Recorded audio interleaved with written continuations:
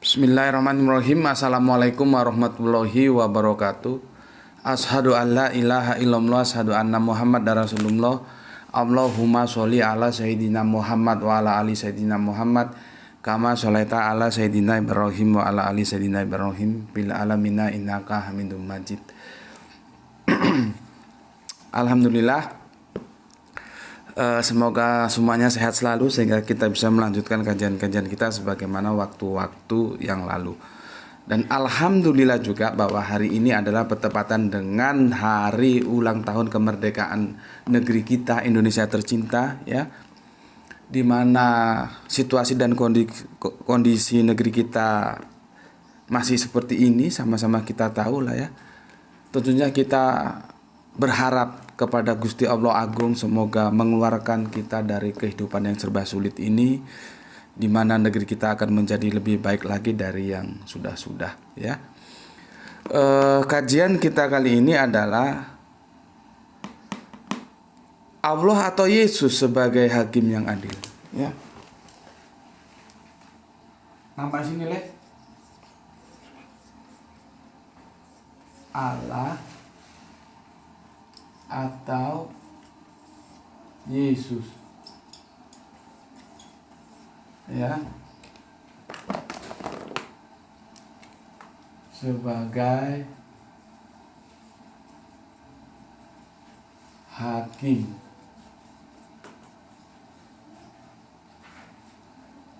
yang adil, ya. Nih, aduh, gimana ini, sempit segini, ya, harus muter-muter.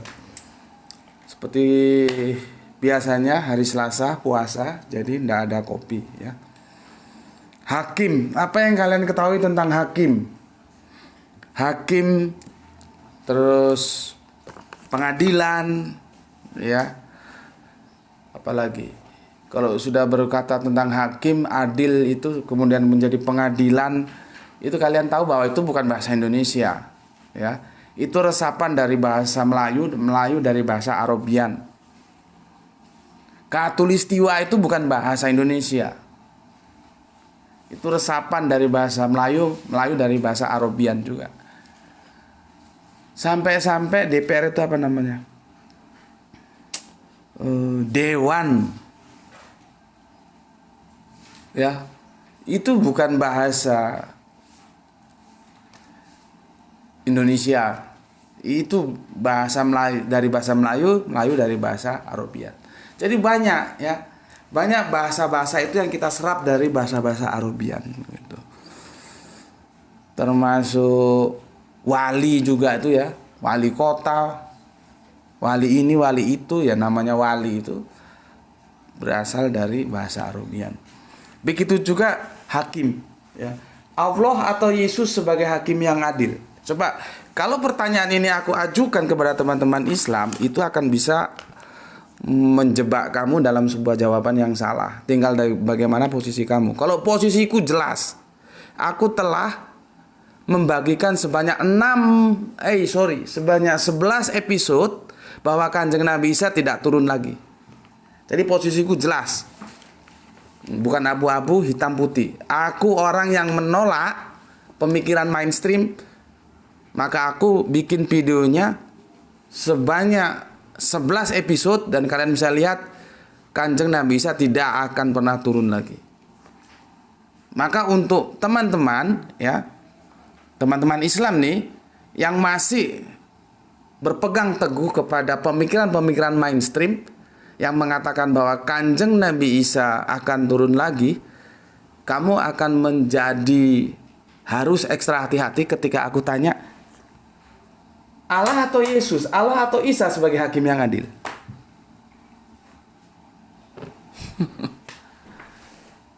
Makanya berpikir itu paling enak berpikir linier. Linier itu apa? Apa kata Al-Quran, apa kata Al-Hadis, ambil. Kalau bertentangan dengan Al-Quran, bertentangan dengan hadis, buang. Posisi hadis itu ada di bawah Al-Quran. Al-Quran itu absolut, hadis itu relatif. Gitu kerangka berpikirnya. Kita nggak perlu lihat siapa yang ngomong. Yang penting omongannya itu kita ukur pakai Al-Quran dan hadis. Omongannya sejalan dengan Al-Quran dan hadis, mau dia tukang becak, mau dia menteri, mau dia presiden, kita terima. Tapi kalau omongannya tidak sejalan dengan Al-Quran dan hadis, mau dia raja, mau dia tetek bengek, penguasa apapun, kita tolak. Itu cara belajar itu begitu. Ya. Jadi jangan, oh ini yang ngomong ini, oh ini enggak ini bukan habitatnya, bukan. Kalau orang Islam itu harus menjadikan Al-Quran dan hadis itu menjadi bagian dari habitatnya. Gitu loh. Kan aneh kalau sudah ngaku Islam tapi Al-Quran dan hadis bukan menjadi habitatnya. Maka kalau ada orang sudah ngaku Islam terus membagi-bagi habitat secara salah, seolah-olah orang Islam itu habitatnya bukan Al-Quran dan Sunnah, itu gobloknya harus dibuang jauh-jauh. Gitu. Ya, harus dibuang jauh-jauh. Kita nggak berbicara seperti habitat. Yang kita ikuti pesan dari sahabat Nabi, ya, dari Sayyidina Ali, ya. Nggak usah dilihat siapa yang ngomong, mau tukang becak, mau tukang ngarit, mau orang yang katakanlah status sosialnya dipandang sebelah mata, tetapi kalau omongannya itu sejalan, seirama, senapas dengan Al-Quran dan hadis, kamu tidak punya posisi tawar apapun selain menerima. Tapi walaupun yang ngomong raja, perdana menteri, penguasa, presiden, kalau omongannya tidak sejalan dengan Al-Quran dan hadis, kamu tolak. Begitu juga siapa saja yang ngomong, entah itu ulama, ubaru, utetek bengek kan. Jadi kita itu sudah dikasih parameter yang jelas. Jangan kamu salah menggunakan parameter. Parameter kita Al-Quran hadis. Gitu loh. Ya. Ini kadang-kadang masih ada yang bodoh-bodoh juga ini, mempeta-petakan tapi tidak tahu. Roadmap-nya tidak tahu. Gitu ya. Oke, kalau kita sudah berbicara hakim itu ya hakama yahkumu hakimun. Hakim, apa hakim itu ya? Apa hakim itu? Karena hakim itu bukan bahasa kita, tapi kita sudah merasa memikirnya menjadi bahasa kita. Tapi kalian kalau tak tanya apa hakim itu, ngerti nggak? Kamu tuh hakim itu. Enaknya gini aja lah, aku ambil analogi. Kalau kita main badminton atau bulu tangkis itu ada hakim garis, sepak bola ada hakim garis. Nah itu loh, hakim garis itu loh, apa itu? Jadi hakim itu apa? Kalau aku sih gampangnya yang menentukan keputusan hukum. Ini bola masuk atau bola keluar, itu hakim. Kita smash, jebret, masuk ke tempat lawan, nanti itu hakim yang menentukan. Ternyata koknya itu mepet garis, dia tentukan ini masuk atau keluar. Jadi gampangnya hakim itu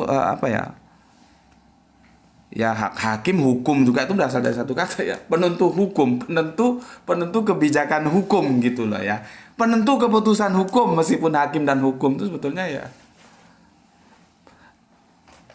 kata-katanya dari satu kata yang sama ya. Oke.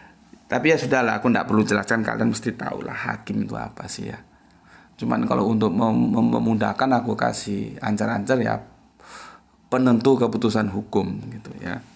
Nah sekarang ya, kalau kita sudah berbicara hakim, kita akan berbicara hukum. Nanti berbicara saksi, kita berbicara hukum. Kita berbicara pembela, itu nuansanya hukum. Gitu loh. Makanya hati-hati tuh teman-teman Islam yang masih percaya bahwa Kanjeng Nabi Isa nanti turun lagi. Ketika aku tanya ini, kamu kalau nggak hati-hati, delosor kamu tak tanya. Allah atau Yesus sebagai hakim yang adil?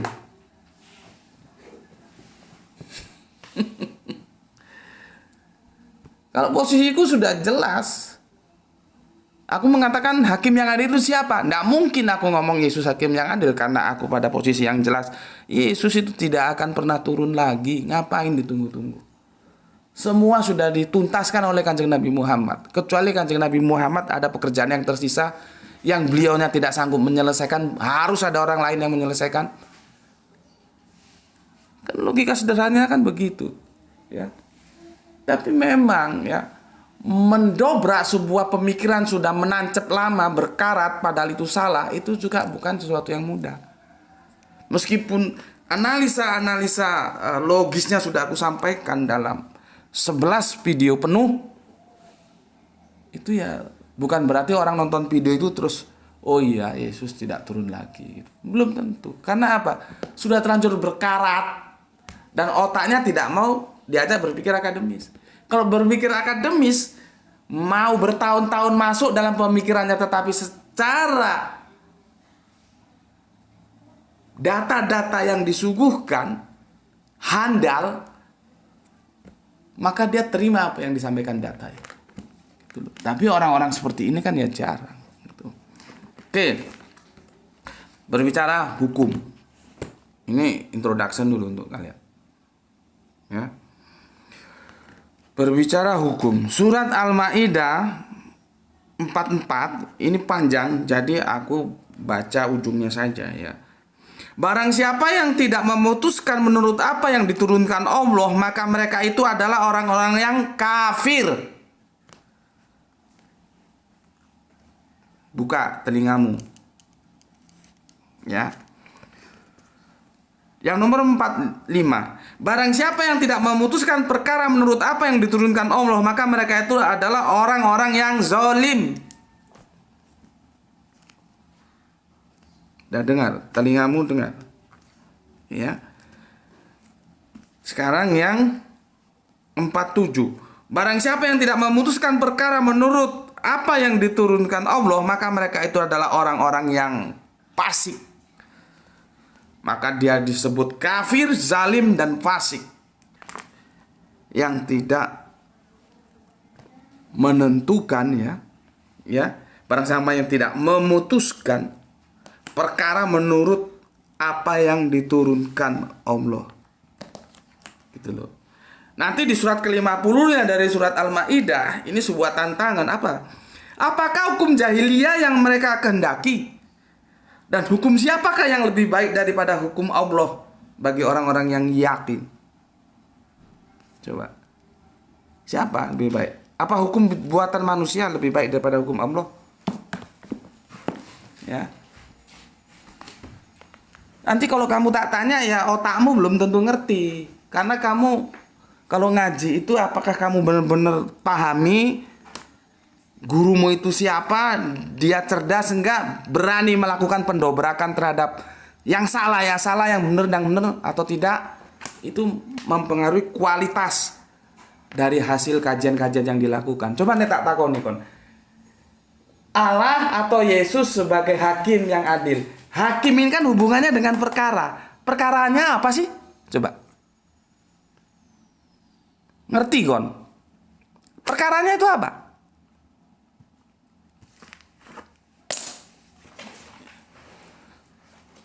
Kan nggak ngerti juga, ya. Makanya sebetulnya manusia itu tidak boleh membuat hukum. Hukum itu yang boleh membuat hanya Allah sebetulnya. Karena apa? Kalau manusia boleh membuat hukum, maka dia akan membuat hukum yang menguntungkan dirinya. Contohnya, seorang penguasa ketika dia menjadi otoriter, dia akan membuat hukum yang hukum itu akan menguntungkan kekuasaannya. Masalah rakyat itu urusan nomor 2001.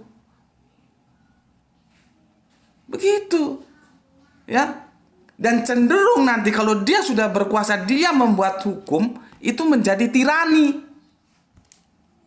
Gitu loh. Makanya sebetulnya hukum itu bisa dibuat apabila memang hukum itu belum ada. Karena kan kehidupan manusia ini sebagai makhluk budaya itu terus berkembang. Tapi kalau Allah sudah bikinkan hukumnya, kamu tidak usah bikin hukum lagi. Gitu loh. Misalkan Allah sudah bikin hukum yang nyolong potong tangan, sudah itu dilaksanakan. Tapi kan kita tidak mau ambil hukum positif bikinan manusia. Akhirnya maling di sana-sana, koruptor di sana-sana.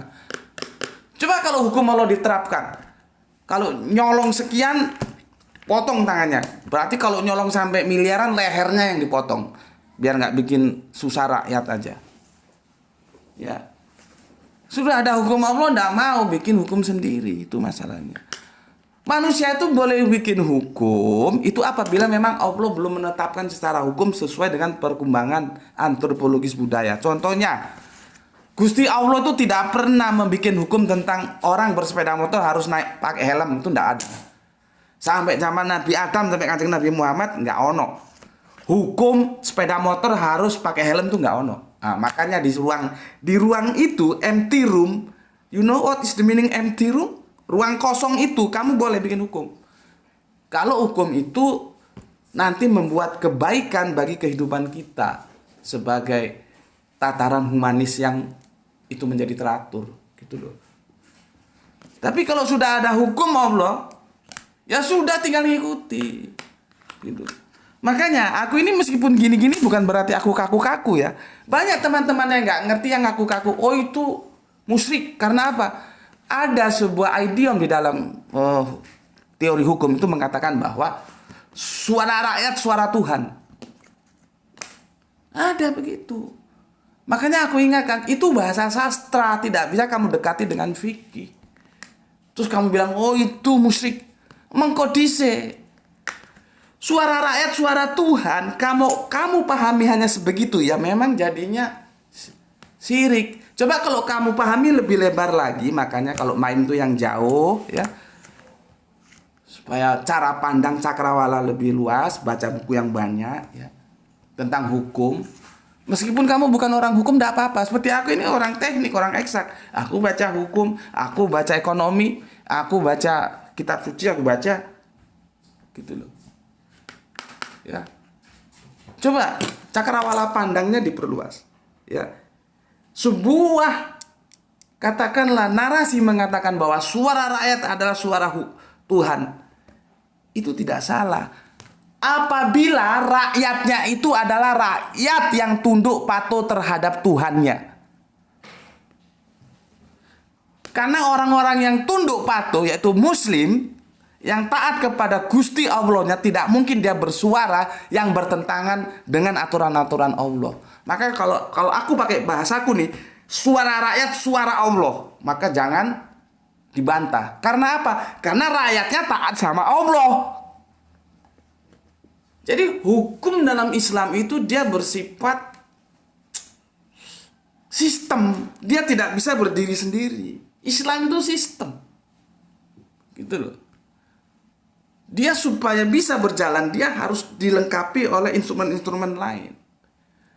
Lah kalau rakyatnya Allah aja nggak tahu, sholat nggak, puasa nggak, zakat nggak, sama tetangga jahat, meditnya 10 setan. Terus mau ngomong suara rakyat suara Tuhan, ya salah. Gitu loh ya. Ini masih mukadimah, nggak tahu udah berapa lama ini deh. Ya, jadi kamu harus tahu hukum itu ya nanti diselesaikan oleh hakim. Berarti berhubungan dengan perkara. Perkaranya ini apa? Perkaranya ini apa sih? Ya, Allah atau Yesus sebagai hakim yang adil. Terus aku tanya, oh itu hakim? Iya. Ya perkaranya apa? Belum tentu ngerti kau. Hanya hakim-hakim yang adil, hakim yang adil. Iya perkaranya apa? Karena nabi-nabi juga nanti bisa menjadi hakim. Tapi dalam perkara apa? Sebetulnya ya, nabi-nabi pun itu bukan dia menjadi hakim yang katakanlah absolutisme. Bukan. Itu hanya amanah yang diberikan. Hakim sesungguhnya itu ini loh. Bukan ini. Bukan. Ya. Bukan. Tapi kalau kamu masih percaya nanti Yesus mau turun lagi, kamu akan sulit menjawab ini. Kamu akan ngomong ini hakim yang adil. Karena apa? Karena kamu berpegangan kepada hadis. Gitu loh. Lah, kamu pegang hadis, aku pegang Al-Quran. Ya. Oke. Dan sekarang saatnya aku akan membuktikan kepada teman-teman Kristen bahwa kajian-kajianku itu akademis. Kalau salah ya tak bilang salah, kalau benar ya tak bilang benar. Meskipun pernyataan itu datang dari orang Islam, kalau dia salah, aku bilang salah. Kalau dia benar, aku bilang benar. Jadi kalian nggak usah baper kalau aku bilang bahwa Tritunggal itu sudah tidak pantas dipakai. Tapi kan aku memberikan solusi. Kalau memang masih kamu imani sebagai iman, ya sudah nggak apa-apa, aku hormati. Tapi jangan bawa ke meja diskusi. Gitu loh. Ya, begitu juga saat ini aku akan memberikan pembelaan terhadap teman-teman Kristen atas tuduhan dari teman-teman Islam. Karena apa? Aku ingin menduduk permasalahan itu dipandang secara benar. Ya. Dengar sini. Kalau lihat kajianku jangan sepotong kamu baru keluar nanti kamu ngoceh di luar. Kajian 1 jam kamu nonton 10 menit terus kamu ngomongnya seperti olah-olah kamu tahu kajiannya dalam 1 jam. Kan jadi masalah. Ya. Ini ada hadis begini. Hadis riwayat Muslim nomornya 127. Demi Allah yang jiwaku di tangannya, sesungguhnya telah dekat masanya Isa Al-Masih anak Maryam akan turun di tengah-tengah kamu, dia akan menjadi hakim yang adil. Hadis ini sangat disenangi oleh teman-teman Kristen. Ya. Hadis riwayat Muslim. Ya. Jadi Isa menjadi hakim yang adil. Ya. Hakim yang adil ya. Dia berhenti di sini. Di hakim yang adil ini. Ini ayat ini sangat digandrungi karena teman-teman Kristen akan berupaya, yaitu sah-sah saja, menggunakan referensi-referensi dari Islam untuk menunjukkan di mana bahwa Yesus itu powerful. Sampai-sampai dia menjadi hakim yang adil. Gitu loh. Ya. Nah, oleh apologetik Islam, teman-teman Kristen dituduh bahwa teman-teman Kristen itu melakukan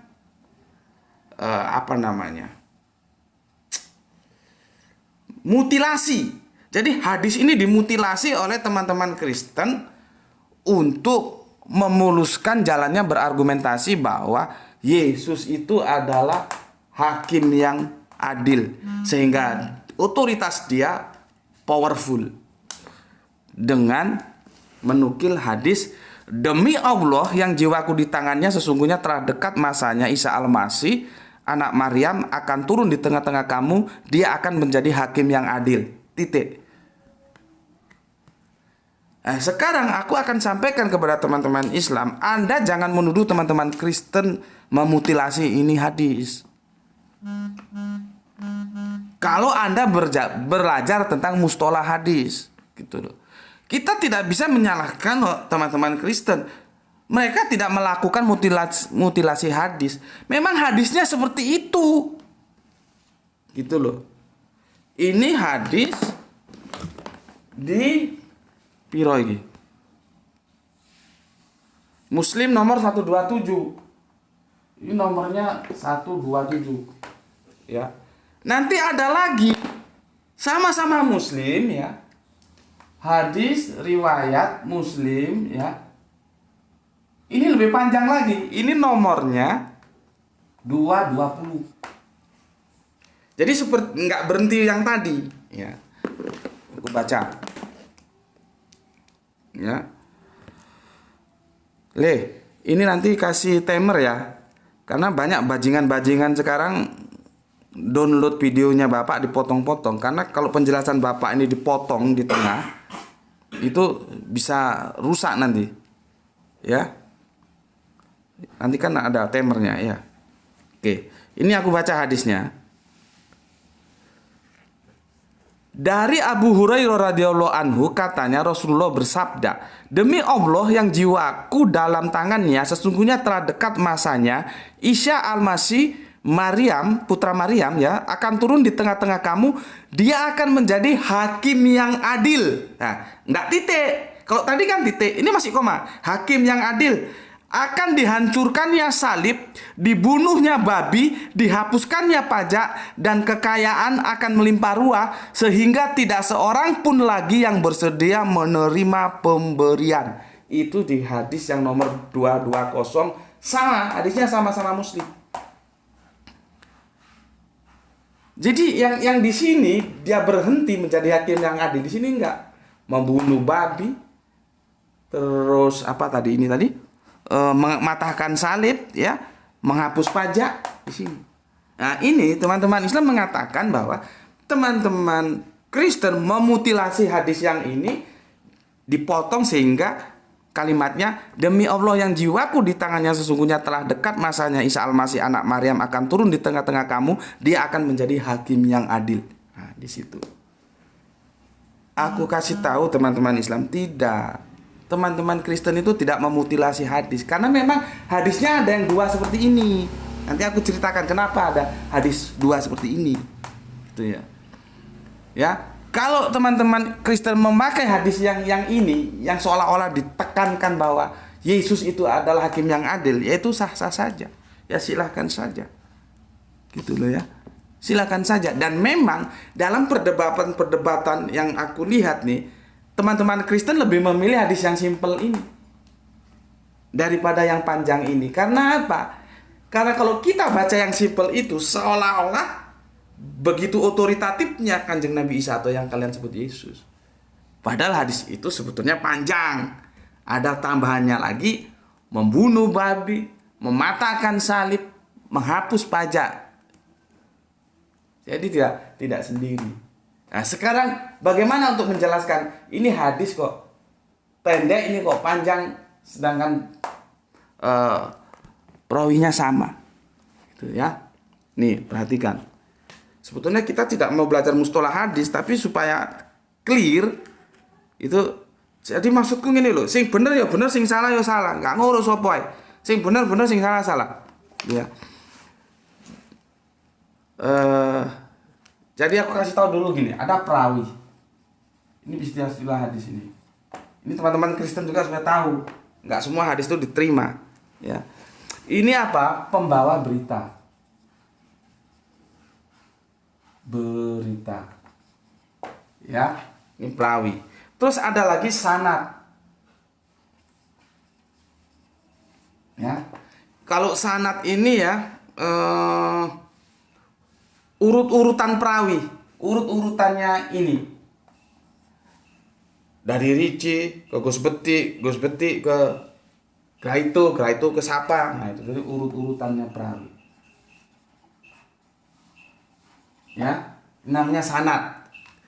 Terus ada lagi matan. Ini kalau nggak tahu gini nanti repot belajar hadis.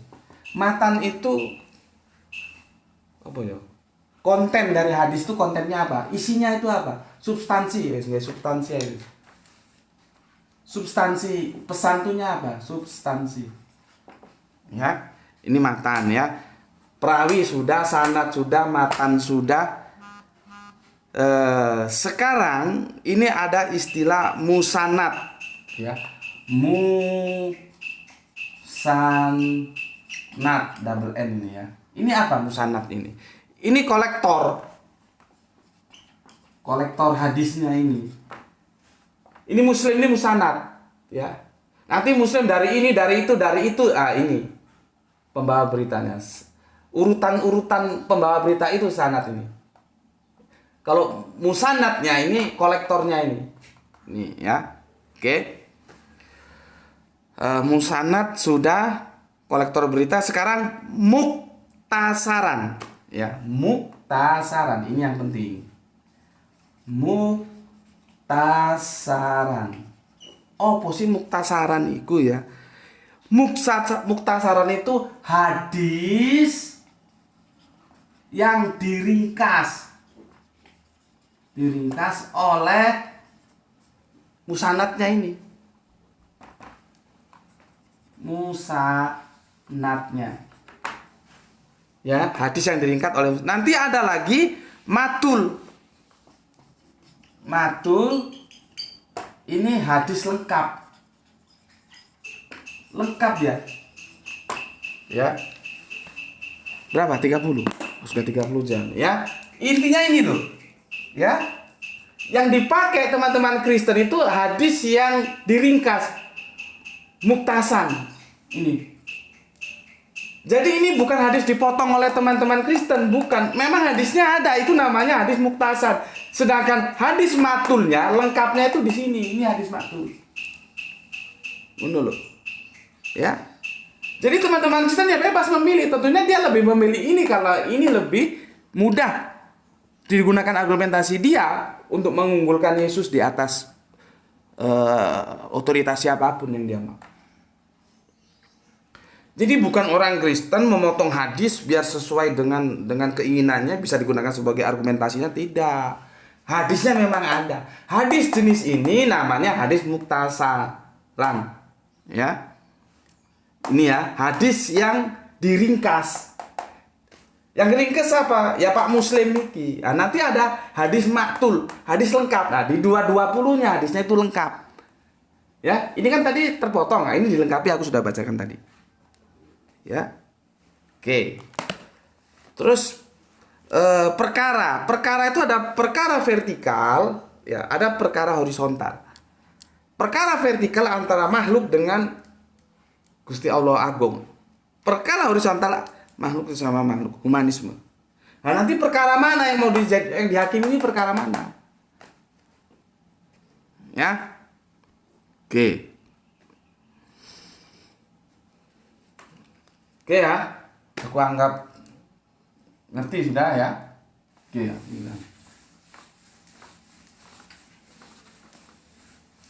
Oke, nanti kita bisa lihat siapa sebetulnya. Ya. Yang menjadi hakim itu sebetulnya siapa? Jadi aku sudah ingatkan ya. Pertama aku tanya sama kalian, kalau Kanjeng Nabi Isa menjadi hakim atau itu perkara yang dihakimi itu perkarane opo sih? Bercerai dengan istri perkara. Pencurian sepeda motor itu juga perkara. Apa meneh? Pembunuhan itu perkara. Terus apa meneh? Penipuan itu perkara. Nah, itu masuknya ke pengadilan, nanti ada hakim. Lah kalau Kanjeng Nabi Isa itu perkarane opo? Kamu tahu nggak? Gitu loh. Ya. Tadi sudah aku jelaskan ya antara hadis yang diringkas dan hadis yang penuh atau hadis lengkap. Jadi jangan lagi menuduh hadis tersebut sengaja dimutilasi oleh pihak-pihak teman-teman Kristen, tidak. Jadi itu memang ada hadis yang karakternya dia tidak lengkap dan lengkap. Artinya kalau kita, memang aku kan sudah berkali-kali bilang, belajar hadis itu lebih sulit daripada belajar Al-Quran. Ya. Oke. Sekarang kita lihat di sini ya.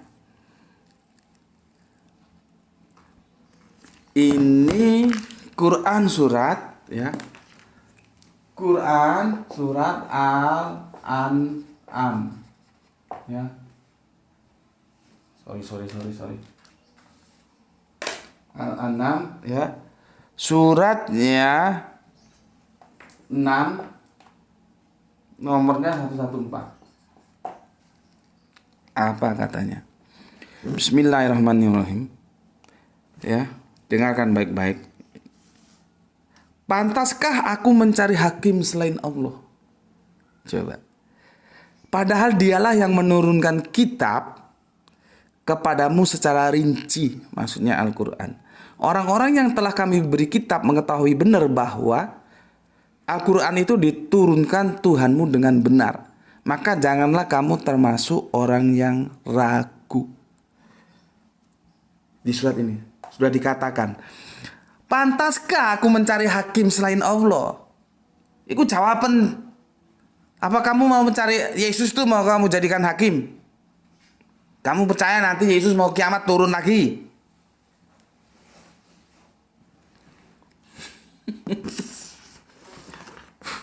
Ya, pantas nggak kamu? Gitu loh. Sekarang surat Al-A'raf 78. Quran surat Al-A'raf ya. Surat 787. Ini gini loh ya. Ini kajiannya ini keluar masuk loh ya. Kau harus tanggap. Perspektif Islam, perspektif Kristen. Perspektif Kristen masuk ke perspektif Islam. Islam nanti ke Kristen lagi gitu. Kamu harus ikuti dengan jeli ini. Enggak bingung kon. Ya. Apa kata Quran surat Al-A'raf surat 7 ayat 87. Jika ada segolongan di antara kamu yang beriman kepada ajaran yang aku diutus menyampaikannya, dan ada pula segolongan yang tidak beriman, maka bersabarlah sampai Allah menetapkan keputusan di antara kita. Dialah hakim yang terbaik. Coba. Kamu mau ngelawan Al-Quran? Ngomong Yesus ini, Isa ini hakim terbaik? Ngaji itu gitu. Ya. Makanya dua hadis Muslim tadi, Yesus, benarkah Kanjeng Nabi itu akan menjadi hakim yang adil? Kamu cross check dengan Al-Quran. Al-Quran mengatakan hakim yang paling baik itu Allah. Dan Allah akan menjadi hakim. Dengan siapa kau mau mencari hakim kalau bukan Allah? Cuman kan kau netakan dan ini dablek guys. Ya. Oke.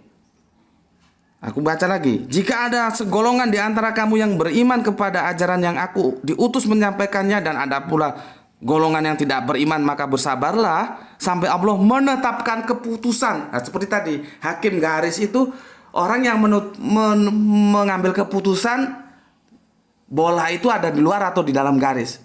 Gitu loh, ya. Ini membuat keputusan. Siapa? Dialah Allah, hakim yang terbaik. Jadi ini ajaran. Kita Islam, dia kafir. Ya sudah, kita sabar saja. Nanti itu yang menjadi hakim tuh Gusti Allah.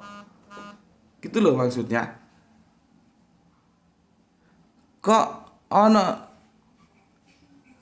Kanjeng Nabi Isa kate mudhun dadi hakim nomor piro? Ya. Sekarang kita beralih ke Quran surat Yunus ya. Quran surat Yunus. Ini surat 10 nomor ayatnya 109. Dan ikutilah apa yang diwahyukan kepadamu, bersabarlah hingga Allah memberikan keputusan. Dialah hakim yang terbaik. Allah hakim yang terbaik. Jadi Allah itu menjadi hakim ketika itu berhubungan dengan perkara-perkara yang vertikal. Seperti ini tadi, ya. Ada ajaran Islam disampaikan, kita menerima, maka kita menjadi muslim, sementara ada yang menolak menjadi kafir. Nanti Allah yang menghakimi itu. Ya, kita sabar saja. Hidup baik ya berhubungan baik. Masalah iman sendiri-sendiri. Masalah membangun desa, menjaga negara, ayo kita bareng-bareng. Gitu. Jadi gak usah rame, engkau hakim engkau. Ya. Aku ulangi. Dan ikutilah apa yang diwahyukan. Yang diwahyukan itu ya kitab suci ya. Kalau sekarang ya Al-Quran. Kalau dulu ya Injil. Dulunya lagi Torah. Dulunya lagi apa gue? Apa nek Kanjeng Nabi Ibrahim itu apa jenenge? Musyaf. Gitu loh ya. Oke, sekarang surat Hud surat 11. Quran surat Hud surat 11 nomornya 45. Ya, nomornya 45. Dan Nuh memohon kepada Tuhannya sambil berkata, "Ya Tuhanku, sesungguhnya anakku adalah termasuk keluargaku dan janjimu itu pasti benar. Engkau adalah hakim yang paling adil." Coba. Kurang jelas ya apa Al-Quran menjelaskan bahwa Allah itu hakim yang paling adil. Jadi otakmu ojo nyasar merene. Ojo ngomong Kanjeng Nabi Isa hakim yang adil.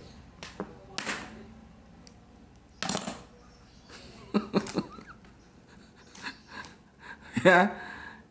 Berapa? 1, 2, 3, 4. Ono meneh enggak iki? C tak lihat. Ini sampai surat Hud 11 ya. Oh, masih ada surat Yusuf ya. Quran surat Yusuf surat ke-12 nomornya piro iki? 80. Maka ketika mereka berputus asa darinya, putusan Yusuf maksudnya, mereka menyendiri dengan berbisik-bisik. Yang tertua di antara mereka berkata, tidakkah kamu ketahui bahwa ayahmu telah mengambil janji dari kamu dengan nama Allah dan sebelum itu kamu telah menyia-nyiakan Yusuf. Sebab itu aku tidak akan meninggalkan negeri ini sampai ayahku mengizinkan untuk kembali atau Allah memberi keputusan terhadapku. Ya. Dan dia adalah hakim yang terbaik. Allah meneh. Ya. Allah meneh. Dan ini singkat ini kalau yang ini. Quran surat At-Tin. Buah tin ya. Nomornya 95 ayatnya 8. Ya, apa katanya? Surat At-Tin 95 ayatnya 8. Bukankah Allah hakim yang paling adil? Coba. Ya. Ya. Sudah aku jelaskan kan? Jadi kalau kamu mau bantah aku, ini bantah. Jangan kamu ngomong tanpa sandaran Alkitab. Itu sampah bagi aku. Kalau kamu bantah aku, ayo ajukan ayat Al-Quranmu. Aku sudah ajukan ayat Al-Quranku. Nih. Bahwa hakim yang adil itu, hakim yang baik itu, dari sekian ayat itu tertuju pada satu nama ini. Bukan Isya. Gitu loh. Ya, bukan Isa. Nah sekarang fungsi Kanjeng Nabi Isa itu sebetulnya sebagai apa? Kalau begitu kita lihat Al-Quran menjelaskan apa gitu ya. Kita baca dulu surat Al-Maidah ayat 116. Ini aku kasih warna gini. Ya. Karena topiknya udah beda. Ini yang apa? Sub-subnya udah beda. Ini tentang siapa itu sebetulnya hakim yang adil. Ini Quran surat Al-Maidah. Ya, ayatnya 5116. Dan ingatlah ketika Allah berfirman, wahai Isa putra Maryam, engkau yang mengatakan kepada orang-orang, jadikanlah aku dan ibuku sebagai Tuhan selain Allah. Tanya ya. Kanjeng Nabi Isa menjawab, Maha suci engkau, tidak patut bagi aku mengatakan apa yang bukan hakku. Jika aku pernah mengatakannya, tentu engkau telah mengetahuinya. Engkau mengetahui apa yang ada pada diriku, dan aku tidak mengetahui apa yang ada padamu. Sungguh engkaulah yang maha mengetahui segala yang gaib. Apa yang kita bisa ambil dari sini? Bahwa ini sebuah pernyataan bahwa Kanjeng Nabi Isa dan ibunya tidak pernah ngaku-ngaku sebagai Allah. Ngerti? Tidak pernah ngaku-ngaku sebagai Allah, tidak pernah. Dan itu clear. Mau di perjanjian lama jelas belum. Mau di perjanjian baru, mau di perjanjian terakhir, tidak pernah. Kanjeng Nabi Isa itu ngaku-ngaku sebagai Allah itu tidak pernah.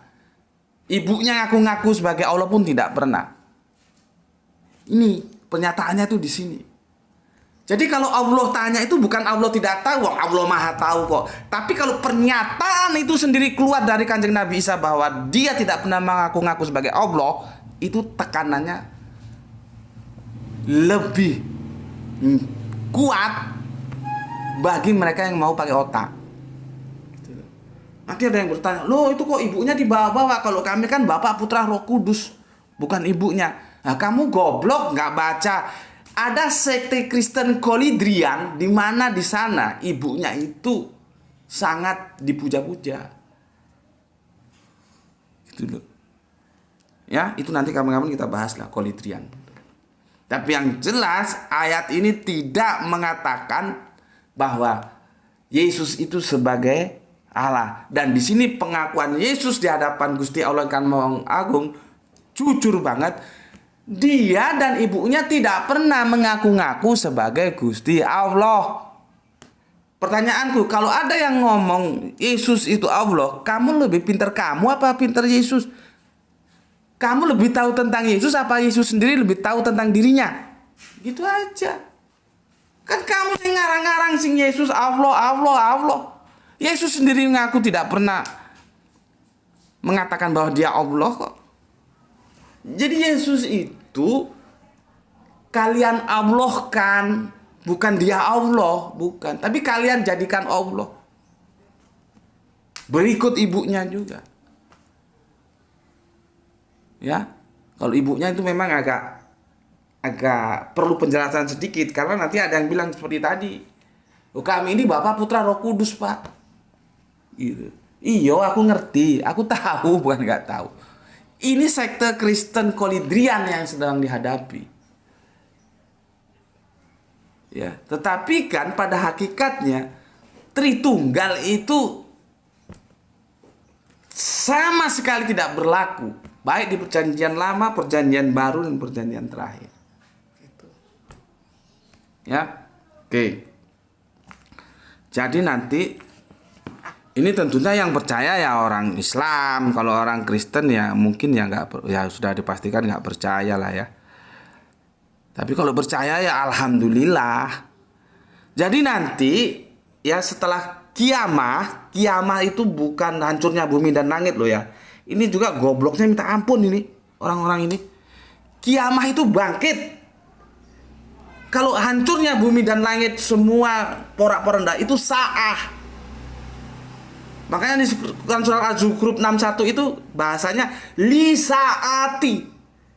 Lah kok diterjemahkan kiamat terus digeret lagi. Ini surat ini Az-Zukhruf 61 ini sebagai bukti bahwa nanti Kanjeng Nabi Isa mau turun lagi jelang kiamat.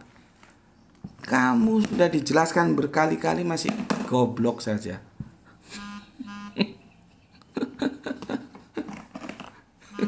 Ya. Oke, apa katanya? Kita lihat, ini Quran surat An-Nisa, surat 4159. Quran surat An-Nisa, surat 4159. Subhanallah. Jadi Al-Quran itu rinci banget, keren banget dia. Ya, coba kita baca. Ya.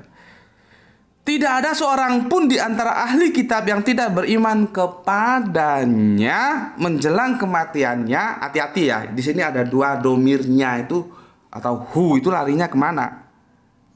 Ya.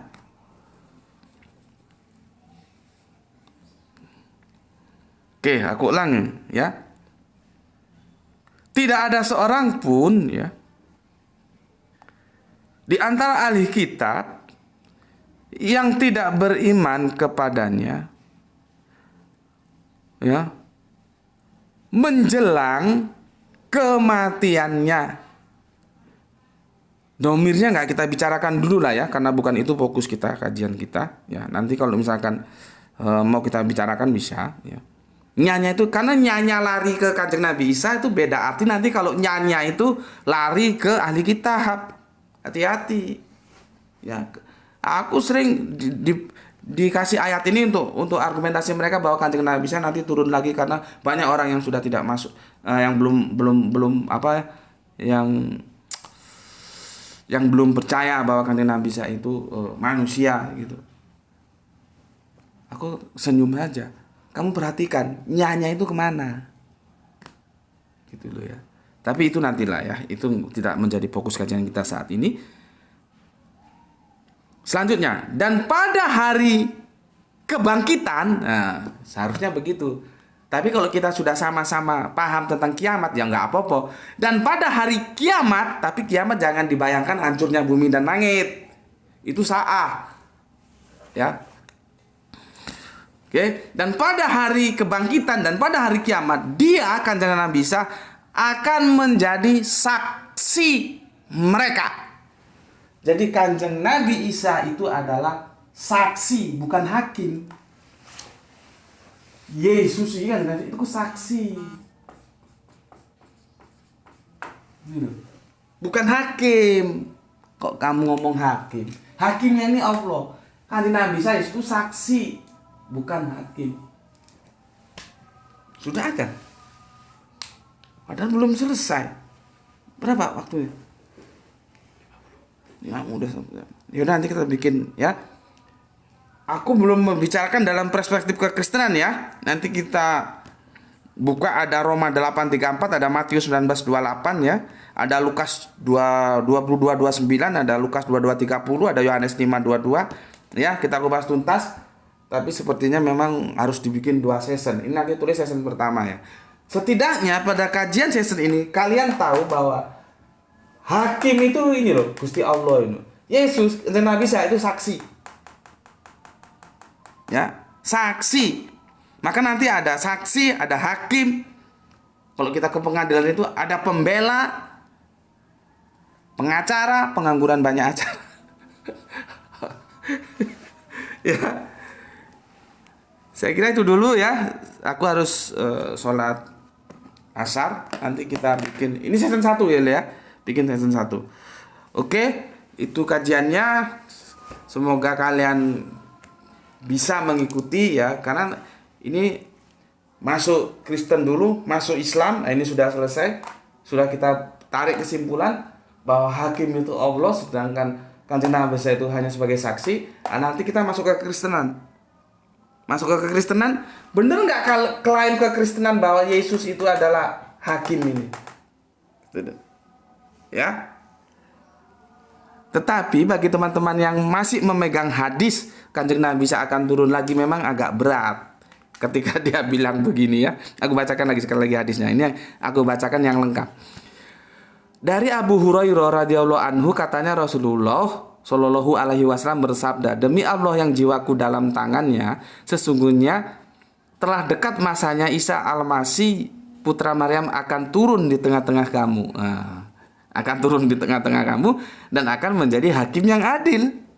Itu. Kalau kamu masih percaya bahwa Kanjeng Nabi Isa akan turun lagi, kamu tidak bisa lepas dari ini ayat handalan. Dan ini ada sekitar, ayat yang seperti ini ada sekitar 73 kalau nggak 74 hadis. Ya, sorry, buku ayat Al-Quran. Hadis ya. Hadis yang seperti ini banyak. Ya. Mana bukunya nih ya? Bukunya ada di bawah. Kapan-kapan akan aku tunjuki ya. Jadi aku bukan nggak tahu ada hadis yang seperti ini. Ini ada dan banyak. Tapi dia harus runtuh karena apa? Al-Quran tidak memberikan pernyataan yang sejalan dengan hadis ini. Tetapi kalau kamu masih memegang hadis ini, ya monggo, tinggal kamu memilih. Kamu mau taat terhadap hadis atau terhadap Al-Quran. Itu dari aku. Pilihan ada di tangan kamu. Seperti biasa, kajianku tidak ada tarik-menarik, rayu-merayu, paksa memaksa, tidak ada. Seperti koki, aku suguhkan makanan, kamu selera kamu makan, enggak kamu selera kamu tinggalkan. Selesai, habis perkara. Bismillahirrahmanirrahim. Alhamdulillahirabbil alamin.